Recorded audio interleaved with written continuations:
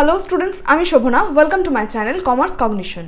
এই ভিডিওতে আজকে যেটা আলোচনা করব সেটা হচ্ছে তোমাদের ক্লাস 12-এর কস্টিং এবং ট্যাক্সেশনের আজকে হচ্ছে ট্যাক্সেশন পার্টটা শুরু করব। সেটার আজকে পার্ট 1 বা লেকচার 1 এবং যেটা করব সেটা হচ্ছে chapter 1 income from house property. Already তোমাদের ক্লাস 12-এর অ্যাকাউন্টেন্সিরও ভিডিও আপলোডেড আছে, যদি কেউ দেখতে চাও তাহলে প্লে লিস্টে পেয়ে যাবে, সেখান থেকে দেখে নিও। তো শুরু করে দেবো আজকের টপিক, সেটা হচ্ছে ইনকাম ফ্রম হাউস প্রপার্টি। তো তোমাদের ক্লাস 12-এর ট্যাক্সেশন স্টার্ট হচ্ছে with income from house property, যেটা সেকশন হচ্ছে 22 to 27। লাস্ট তোমরা 11 অবধি যেটা শিখেছো সেটা হচ্ছে যে ইনকাম ফ্রম স্যালারিজ, ঠিক আছে। এবার বলা হয়েছিল কি যে ভারতীয় আয়কর আইনের ধারা 14 অনুসারে বলা হয়েছিল যে একজন নির্ধারী বা একজন অ্যাসেসির টোটাল যে ট্যাক্সেবল ইনকাম থাকে সেটা আসে হচ্ছে আন্ডার 5 হেডস, যার মধ্যে প্রথমটা অলরেডি তোমরা ক্লাস 11-এ শিখে ফেলেছো, সেটা হচ্ছে ইনকাম ফ্রম স্যালারিজ। এবার এখানে বাকি পার্টগুলো তোমরা শিখবে, অর্থাৎ ইনকাম ফ্রম হাউস প্রপার্টি এবং capital gain, business and profession এবং ইনকাম ফ্রম আদার সোর্স, সেগুলো তোমাদের ক্লাস 12-এ কভার হবে। আজকে শুরু করছি হচ্ছে ইনকাম ফ্রম হাউস প্রপার্টি দিয়ে। এবং ফার্স্ট আমি ডিসকাস করবো যেটা হচ্ছে যেটা চ্যাপ্টার 1 আছে তার কোয়েশ্চেনের প্যাটার্ন কি আছে, অর্থাৎ কত নাম্বারের কোয়েশ্চেন থাকবে এমসিকিউ থেকে, কত নাম্বারের হচ্ছে এসিকিউ থেকে, বা লং টার্ম কোয়েশ্চেনে কি থাকছে সেটা ফার্স্ট ডিসকাস করবো।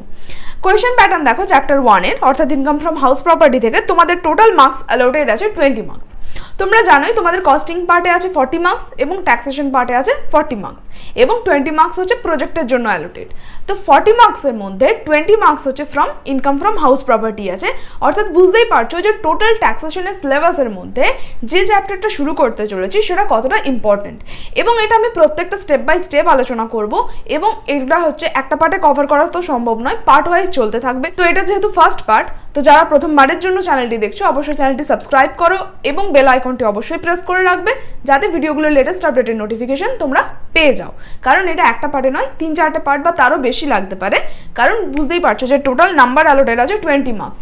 তো সেই হিসেবেই তোমাদেরকে পড়তে হবে, অর্থাৎ টোটাল ট্যাক্সেশনের 50% হচ্ছে ফার্স্ট চ্যাপ্টার থেকেই থাকছে, যার মধ্যে হচ্ছে 6টা কোয়েশ্চেন থাকবে 1 মার্কসের, মানে এমসিকিউ টাইপ কোয়েশ্চেন থাকছে 6টা, এসিকিউ থাকছে হচ্ছে 1টা 4 নাম্বার এবং একটা থাকছে 10 মার্কসের কোয়েশ্চেন, যেখানে তোমাদেরকে টোটাল ক্যালকুলেশনটা করতে হবে যে ইনকাম ফ্রম হাউস প্রপার্টি যেটা বলছি সেটাতে ট্যাক্সেবল ইনকাম কিভাবে ক্যালকুলেট হচ্ছে, তার উপর একটা প্র্যাকটিক্যাল প্রবলেম থাকবে, সেটা থাকবে হচ্ছে 10 নাম্বার। এবার চলে যাচ্ছি হচ্ছে মেন টপিকে। ইনকাম ফ্রম হাউস প্রপার্টি বলছি, অর্থাৎ গৃহ সম্পত্তি খাতে আয়, ঠিক আছে। এবার তোমাদের মনে হতে পারে যে গৃহ সম্পত্তি মানে যে কোনো বাড়ি কি হতে পারে, কিন্তু আয়কর আইন অনুযায়ী এর নির্দিষ্ট কিছু শর্তাবলী আছে, যেইগুলো হচ্ছে অ্যাপ্লিকেবল হলে তবেই সেই প্রপার্টি বা গৃহ সম্পত্তিকে আমরা হচ্ছে ট্যাক্সেবল ইনকামের মধ্যে আনতে পারবো, অর্থাৎ তা থেকে যে আয় উদ্ভূত হবে সেটা আমরা ট্যাক্সেবল ইনকাম বলতে পারবো, ঠিক আছে। মূলত হচ্ছে ইনকাম ফ্রম হাউস প্রপার্টি যেটা বলছি সেটা দুভাবে হতে পারে। একটা হচ্ছে যে এর মালিক, অর্থাৎ এই জমি বা বাড়ির যে হচ্ছে মালিক থাকছে সে যদি হচ্ছে নিজে বসবাসের জন্য ব্যবহার করে তাহলে তার থেকে কি আয় আছে সেটা আসতে পারে ইনকাম ফ্রম হাউস প্রপার্টির আন্ডারে, অথবা সে যদি হচ্ছে অন্য কাউকে ভাড়া দেয় তাহলে তার থেকে কি ইনকাম হতে পারে সেগুলো আসতে পারে ইনকাম ফ্রম হাউস প্রপার্টির মধ্যে। কিন্তু যদি কোনো ব্যক্তি বা কোনো নির্ধারী যদি এই ল্যান্ড বা বিল্ডিংয়ের হচ্ছে সেল পারচেস করে, ঠিক আছে, অর্থাৎ সে তার একটা জমি আছে সে সেটা বিক্রি করে, অথবা তার একটা জমি সংলগ্ন বাড়ি আছে সেটা সে সেল পারচেস করে, ঠিক আছে। তো সেই ক্ষেত্রে হচ্ছে এইটা থেকে যদি কোনো রকম ইনকাম বা আয় হয় সেটা ইনকাম ফ্রম হাউস প্রপার্টির আন্ডারে আসে না। যদি বিল্ডিং এর সেল পারচেস করে তাহলে বিল্ডিং হচ্ছে কি ক্যাপিটাল গুডস, সেই কারণে এটা আসবে হচ্ছে ইনকাম আন্ডার হচ্ছে ক্যাপিটাল গেইনে ক্যালকুলেট হবে। এবার যদি সেল পারচেসও কেউ করে সেটা হচ্ছে ইনকাম ফ্রম আদার সোর্স বা ক্যাপিটাল গেইন বা বিজনেসের হিসেবেও আসতে পারে, সেটা কিন্তু ইনকাম ফ্রম হাউস প্রপার্টির আন্ডারে ট্যাক্সেবল হয় না। ইনকাম ফ্রম হাউস প্রপার্টির আন্ডারে ট্যাক্সেবল হতে গেলে তার হচ্ছে 3টে কন্ডিশন আছে। কন্ডিশন 3টে আমি স্টেপ বাই স্টেপ আলোচনা করছি। এখানে 3টে কন্ডিশন দেওয়া আছে, 3টে কন্ডিশনই ফুলফিল হতে হবে তবেই কোনো হচ্ছে income under income from house প্রপার্টিতে ট্যাক্সেবল হবে। সেই কন্ডিশনগুলো হচ্ছে আন্ডার সেকশন 22-তে ডিসক্রাইব করা হচ্ছে। এখানে কিন্তু প্রত্যেকটা ট্যাক্সের ক্ষেত্রে হচ্ছে প্রত্যেকটা সেকশন কিন্তু খুব ইম্পর্টেন্ট, সেকশন কিন্তু ভুল করা যাবে না। কোনো জায়গায় যদি তোমরা সেকশন ভুলে যাও তাহলে সেকশন বাদেও লিখতে পারো, তাহলেও ঠিক আছে, কিন্তু কোনো সময় হচ্ছে ভুল সেকশন এখানে লেখা যাবে না, ঠিক আছে। তো যখনই পড়বে সেকশনগুলো অবশ্যই মাথায় রাখবে, ঠিক আছে। তাহলে এবার হচ্ছে আন্ডার সেকশন 22-তে কি কি বলছে দেখো কন্ডিশন। ফার্স্ট বলছে the property should consist building and land appurtenant thereto, অর্থাৎ কি হতে হবে গৃহ বা গৃহ সংলগ্ন জমি থেকে উদ্ভূত হতে হবে আয়। গৃহ মানে কি? বাড়ি মানে হচ্ছে কোনো একটা ল্যান্ডের ওপর যদি বাড়ি, সেটা হচ্ছে নর্মাল যে বাড়ি হয় সেটাও হতে পারে, কোনো সিনেমা হল, কোনো অডিটোরিয়াম, এই সবগুলোকেই হচ্ছে as per income tax act গৃহ বা বাড়ি হিসেবে এখানে বলা হচ্ছে। যদিও পার্টিকুলারলি কোনো ডেফিনেশন গৃহর ক্ষেত্রে এখানে দেওয়া নেই, বা বিল্ডিং যেটা বলছি তার কোনো হচ্ছে ক্রাইটেরিয়া বা তার কোনো description as per income tax act provided নেই, কিন্তু সচরাচর বাড়ি বলতে এইগুলোকেই বোঝানো যেতে পারে। এবার যেটা বলছে ল্যান্ড অ্যাপার্টিনেন্ট দেয়ার টু, অর্থাৎ গৃহ সংলগ্ন জমি।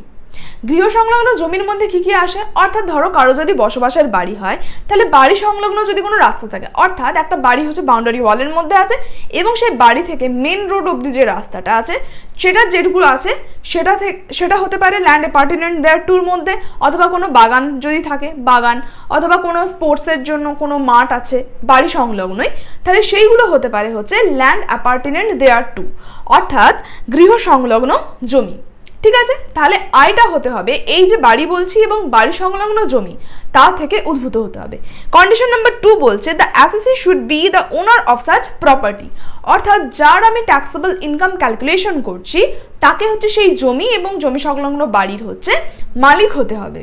ঠিক আছে, থার্ড হচ্ছে the property should not be used by the owner for the purpose of any business or profession carried on by him the income of which is chargeable to tax, অর্থাৎ যে বাড়ির আমরা হচ্ছে ট্যাক্সেবল ইনকাম ক্যালকুলেট করছি, ঠিক আছে, সেই বাড়ি হচ্ছে যে নির্ধারী বা অ্যাসেসি থাকছে সে হচ্ছে পূর্ববর্তী বছরে তার নিজের ব্যবসা বা প্রফেশনের জন্য ইউজ করেনি।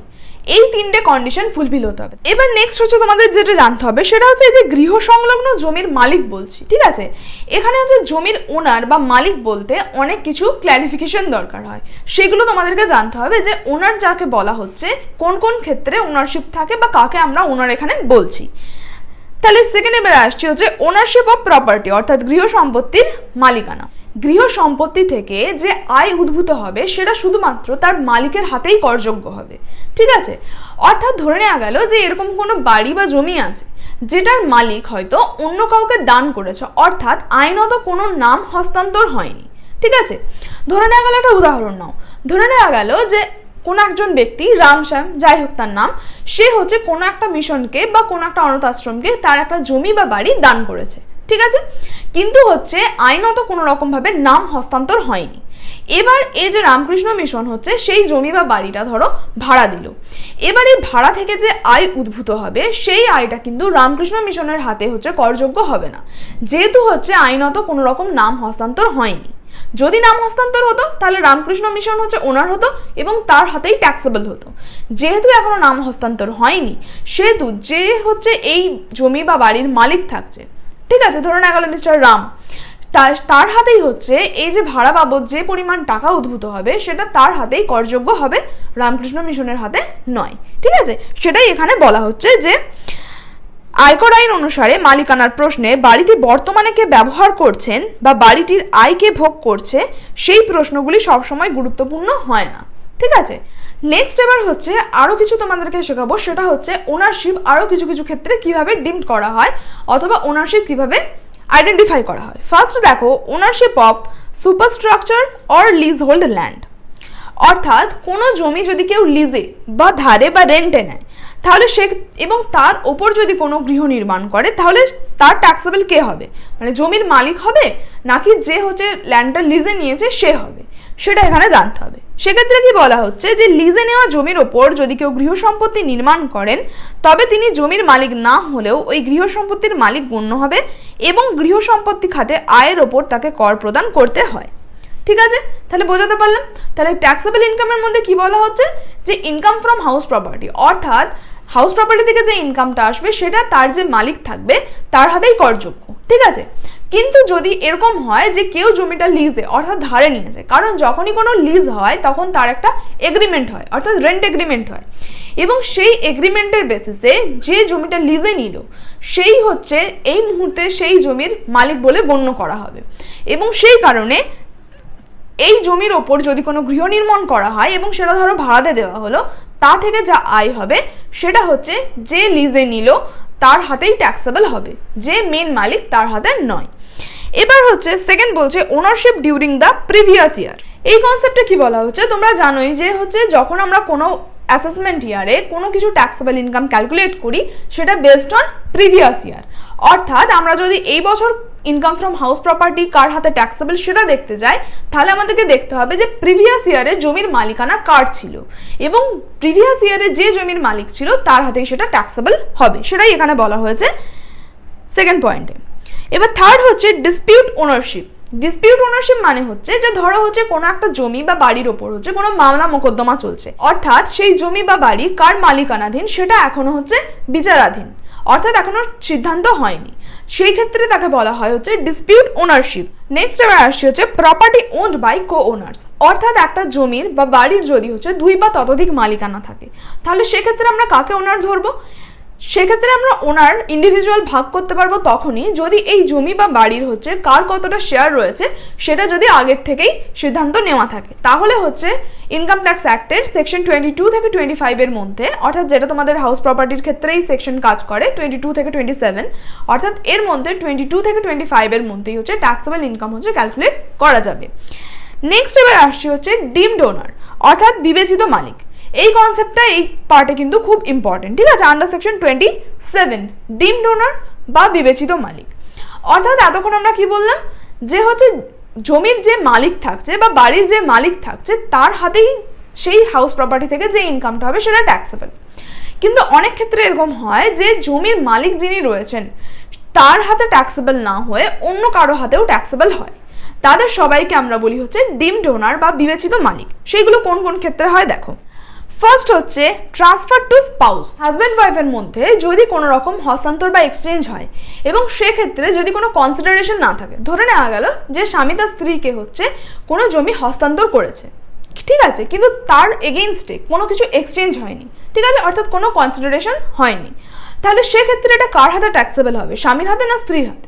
সেক্ষেত্রে এটা ট্যাক্সেবল হবে হস্তান্তরকারীর হাতে। অর্থাৎ যে জমির মালিক আছে সে হচ্ছে উইথাউট কনসিডারেশন যখন অন্য কাউকে দেবে সেটা থেকে যদি কোনো ইনকাম উদ্ভূত হয় তাহলে সেটাও হচ্ছে হস্তান্তরকারীর হাতেই ট্যাক্সেবল হবে। তাহলে এক্ষেত্রে হচ্ছে যদি স্বামী স্ত্রীকে হচ্ছে কোনো কিছু হস্তান্তর করে কোনো জমি, সেটা হচ্ছে স্বামীর হাতেই ট্যাক্সেবল হবে যতক্ষণ পর্যন্ত না তাদের মধ্যে বিবাহ বিচ্ছেদ হবে।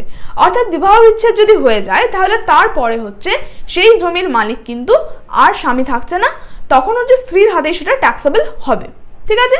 নেক্সট এবার দেখো ট্রান্সফার টু চাইল্ড। এর ক্ষেত্রেও একই, এর ক্ষেত্রেও যদি কোনো নাবালক সন্তানকে কোনো কিছু হস্তান্তর করে সেক্ষেত্রেও হচ্ছে যে হস্তান্তরকারী থাকছে সেই হচ্ছে জমির মালিক হিসেবে গণ্য হবে এবং তার হাতেই হচ্ছে ইনকামটা হচ্ছে ট্যাক্সেবল হবে, ঠিক আছে? থার্ড বলছে হোল্ডার অফ অ্যান ইম্পার্টেবল এস্টেট। অবিভাজ্য ভূসম্পত্তির ধারক। এটার মানে কি? এটা হচ্ছে ধরে নেওয়া গেল যে তোমরা তো কনসেপ্ট অলরেডি পেয়ে গেছো হিন্দু আনডিভাইডেড ফ্যামিলির।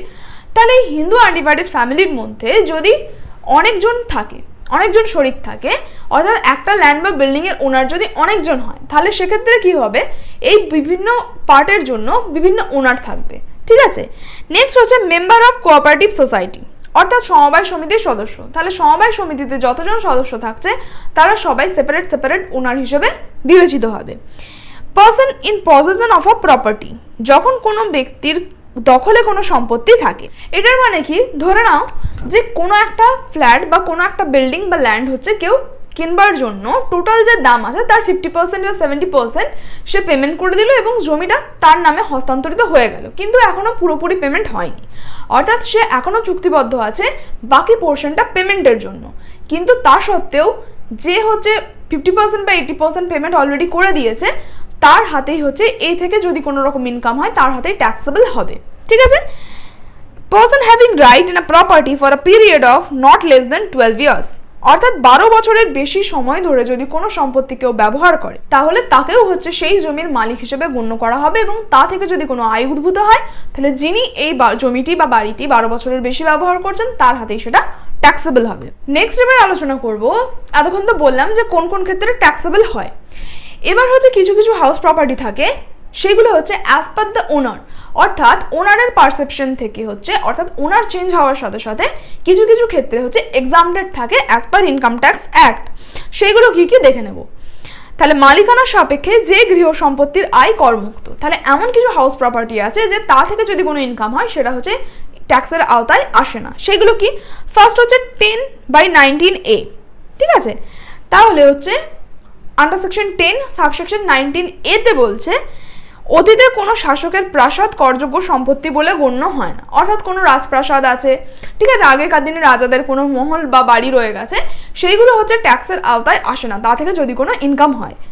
সেকেন্ড হচ্ছে 10/20, মানে আন্ডার সেকশন 10 সাবসেকশন 20তে বলছে স্থানীয় কর্তৃপক্ষের যদি কোনো গৃহ সম্পত্তি থেকে আয় হয়, অর্থাৎ কোনো হচ্ছে লোকাল অথরিটির যদি হয়। লোকাল অথরিটি বলতে এখানে মিউনিসিপ্যালিটি হোক বা এরকম কোনো হচ্ছে লোকাল অথরিটির যদি কোনো ইনকাম থাকে হাউস প্রপার্টি থেকে, তাহলে সেটা হচ্ছে এক্সাম্পটেড থাকবে। 10/21 বলছে যদি বৈজ্ঞানিক গবেষণা সংস্থার কোনো গৃহ সম্পত্তি থেকে আয় হয়, সেটা হচ্ছে এক্সাম্পটেড থাকবে। সেকশন 10/23C বলছে কোনো শিক্ষা প্রতিষ্ঠান এবং হাসপাতালের গৃহ সম্পত্তি থেকে যদি আয় হয়, তাহলে সেটাও হচ্ছে এক্সাম্পটেড থাকছে। 10/24 বলছে নিবন্ধীকৃত শ্রমিক সংগঠনের গৃহ সম্পত্তি থেকে আয়, অর্থাৎ কোনো যদি লেবার অর্গানাইজেশন রেজিস্টার্ড থাকে, তাহলে তার যে হাউস প্রপার্টি থাকবে তা থেকে যদি কোনো ইনকাম হয়, তাহলে সেটাও হচ্ছে এক্সাম্পটেড থাকছে। এবং 11 ধারা অনুসারে বলছে যে যদি কোনো গৃহ সম্পত্তি জনহিতকর উদ্দেশ্যে ব্যবহৃত হয়, তাহলে সেটা থেকে যে আয় হবে সেটাও হচ্ছে এক্সাম্পটেড থাকবে, ঠিক আছে। এবং 13 ধারা অনুসারে বলছে রাজনৈতিক দলের গৃহ সম্পত্তি থেকে আয় যদি কিছু হয়, তাহলে সেটাও হচ্ছে এক্সাম্পটেড থাকবে। তাহলে কোন কোন ক্ষেত্রে হচ্ছে ট্যাক্সেবল হচ্ছে এবং কোন ক্ষেত্রে এক্সাম্পটেড থাকছে, সেই কনসেপ্টগুলো আজকে আমি টোটাল কভার করিয়ে দিলাম। নেক্সট পার্টে হচ্ছে আমরা প্র্যাকটিক্যাল প্রবলেমসে যাওয়ার আগে যে টার্মগুলো তোমাদের জানা দরকার আগে সেইগুলো কভার করব, তারপরে টোটাল ফরম্যাট শেখাবো, তারপরে হচ্ছে আমরা প্র্যাকটিক্যাল প্রবলেমসে যাব।